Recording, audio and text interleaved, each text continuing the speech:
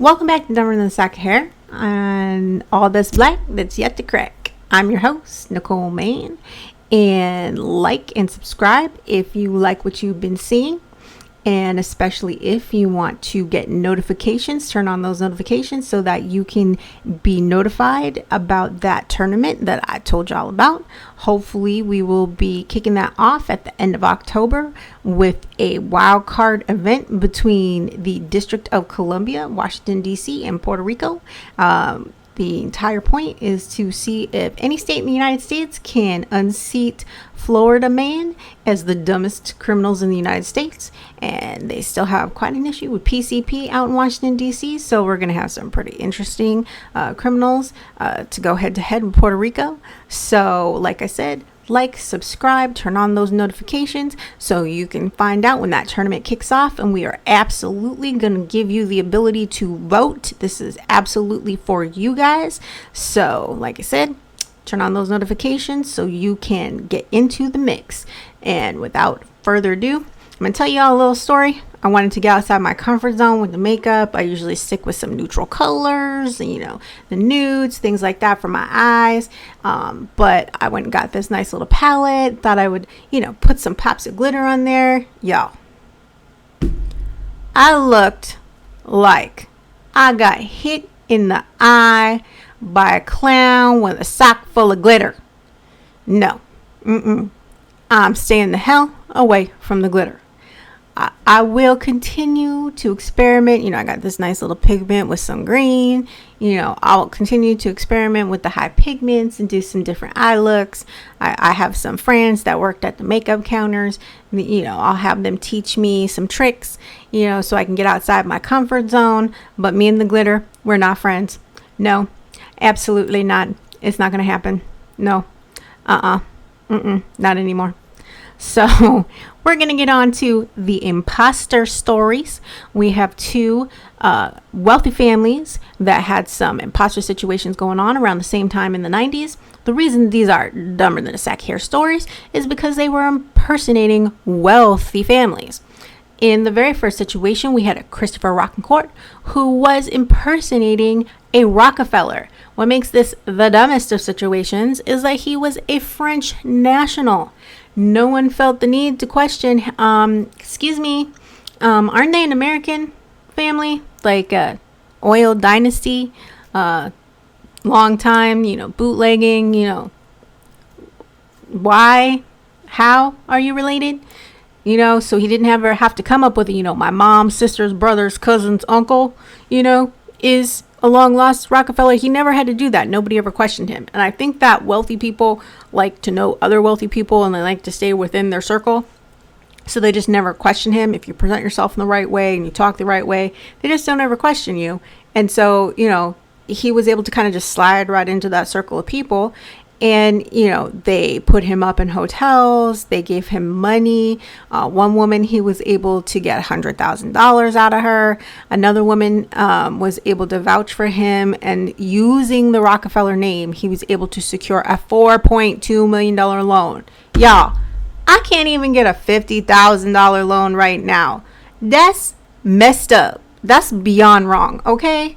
Does that mean if I stroll up in a bank and claim that I'm Aretha Franklin's long lost daughter, that I can get a loan for a house, that I could get a mortgage? Like, seriously, what the hell is this foolishness?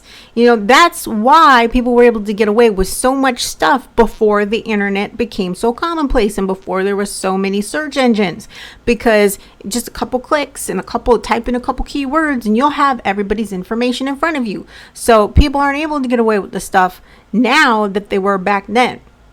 And he eventually was caught when he skipped out on a $19,000 hotel bill. Like, $19,000? You really let this fool get away? $19,000? I can't even charge up a $200 hotel bill without somebody coming knocking at my door finding out, miss, you don't have $200 on that credit card you gave us. Do you have another form of payment or some cash in order to secure the balance that you have accrued? Like, really? Really? No. That's not cute. So That was when the FBI got involved. A little before this is when the lady that gave him the $100,000 decided, something is suddenly not adding up. I think I'm going to ask some questions. And she realized that maybe, just maybe, this man is not who he claimed to be. And so, yeah, that was when, everything came to a head. The feds got involved. He did get caught, and he ended up on the hook for fraud to the tune of $1.2 million. And they wanted him to pay restitution. With what? He's broke. He's got no money. Why do you think he was impersonating a Rockefeller?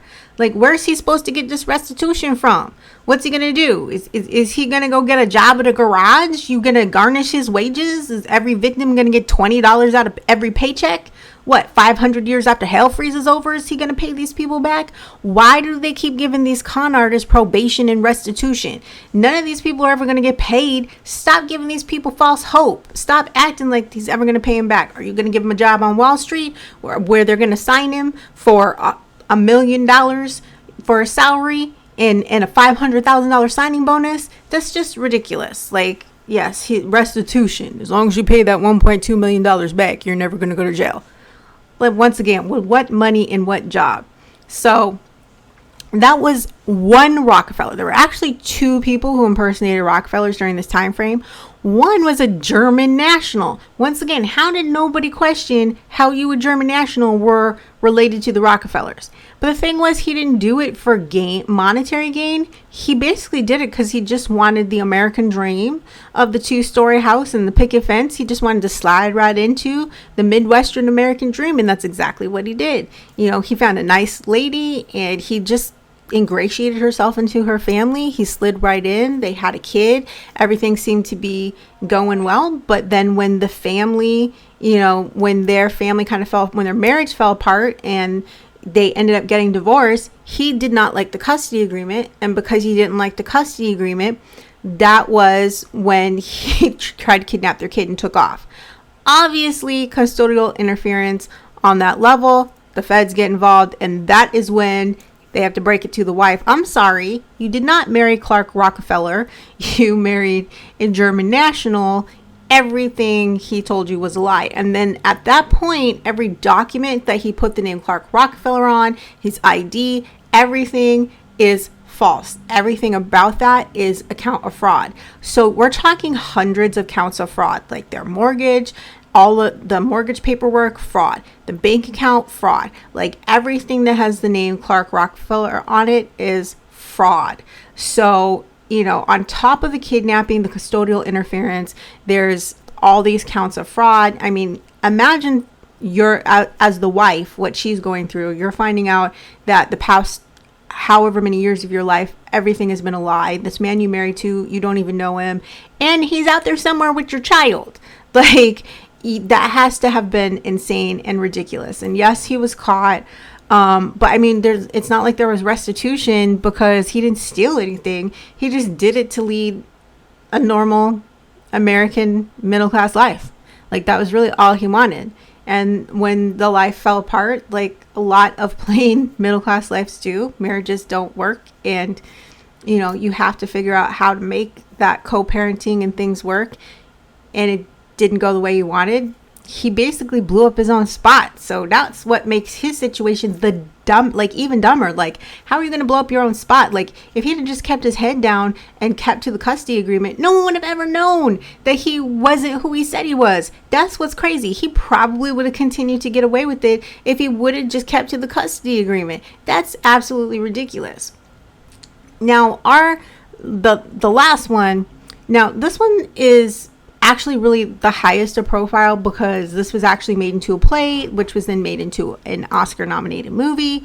This is David Hampton. Now, this ruse started when he and a friend of his were trying to get into Studio 54. So they both pretended to be sons of famous actors. His friend pretended to be the son of Gregory Peck, and he pretended to be the son of Sidney Poitier. So when my friend and I talked about this at one point, we were having a discussion. the discussion became, was this possible because of white savior complex? He was able to con a lot of actually pretty famous actors. He was able to con Melanie Griffith, Gary Sinise. He was able to con the Dean of Columbia. He was able to con, and they were all white. And the question is, because he was able to convince them that he's Sidney Poitier's son, who was, turned out on the street because he was gay and left homeless, and he couch surfed and he stayed on a lot of these people's couches. They gave him money, not a lot of money. By our standards, it's about $4,600. Adjusted for inflation, it's about $12,000 by our standards now. But still, the question, a lot of people think, well, it was a white savior thing. Let me tell you why I don't think it was a white savior thing. So I work in human services or social work, and at the moment, I do stabilization and housing placement at a shelter. And we dealt with a white savior lady. She's absolutely was obsessed with some of our families, non-English speaking families of color, to the extent she did try and force her way into the building sometimes to get to some of the kids. She would come and flip out and scream at us over stuff that happened at the school. Us, the staff, not the parents, us, the staff. We're not their parents. That is not our responsibility. We treat them like they are tenants. This is their unit. Their responsibility is their children. If they forget to pick up their kids, if they're late, that's on them. That's not on us. Coming and screaming at us because that mom was late to pick up her kid, that is not productive. It does nothing. That's not our responsibility. And this lady would berate our staff. Like I said, she's tried to force her way in to try and get to the kids before, which was absolutely not happening. There was an insane time where she showed up and wanted access to one of the family's units so she could get something for the kid. Like, absolutely not. You would never do that if they lived in an apartment. You would never show up at somebody's apartment and be like, hey, I need to, and go to their landlord, hey, can you let me in? Because I want to get something for this kid. He doesn't know you from Adam. He's not going to let you in there. He's going to call the cops and claim that you're trying to break and enter. And we treat it the same way. This is their unit. This is where they stay. We give them 24-hour notice unless it is a maintenance emergency, just like any other residence. And we're not going to let some stranger we don't know just go into their place. Like ridiculousness.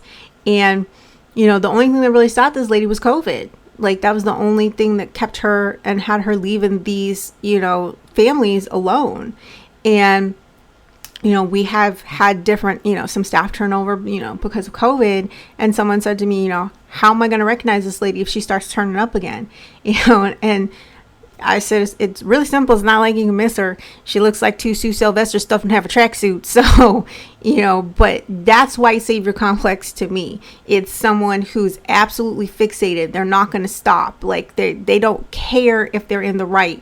They see someone who needs to be saved, and they're going to do anything, even if it's detrimental to their own way of life. And that's not what I was seeing here. I'm just seeing, people who think that this kid needs some help, even though he's conning them. And here's the thing. Sidney Poitier was huge. He's an icon. He has been an icon for the longest time. And even at that point in the 90s, everybody knew who he was. But here's the thing. Black people would not have fallen for this. We knew Sidney Poitier didn't have any sons. He had 6 daughters. Read a Jet magazine. You would have known that. So, like, that I think it was more of he found an easy mark in white people who did not know much about Sidney Poitier, who didn't, know him and see him as this iconic person. Because for Black people, he wasn't just a cultural icon. He wasn't just a celebrity because he was an actor. He was a civil rights activist. He was a big part of the civil rights movement. And so he meant more to us and culturally because of that. And so, of course, we know more about him than these white people are. And so they made an easy mark. And I think it was just as simple as that. They were easy marks because they didn't know as much about him, because he didn't mean anything to them culturally, and he didn't mean anything to them, their struggles, or their family. And so he was able to con them into letting them stay with them and couch surfing from them. And like I said, in the grand scheme of things, for people of this level, of wealth and being actors and producers and being deans of Columbia University. $12,000 amongst all these people is not that much money, like adjusted for inflation, but still, that's not that much money. The thing that it actually ended pretty sad. Like, once a play was written about it, the play came out, and he really did not like the depiction of his life. To the extent that he started harassing the playwright, he was calling him, he was making death threats against him, to the extent that the playwright tried to take out a restraining order. It wasn't granted. Then he tried to file a lawsuit for $100 million, saying that he was infringing upon the copyright of his persona. So he felt like he owned the persona of David Poitier, the fake son of Sidney Poitier. Obviously, that lawsuit was thrown out. What's even sadder is that he did end up getting HIV and then AIDS, and he ended up dying of AIDS complications fairly young at the age of 39.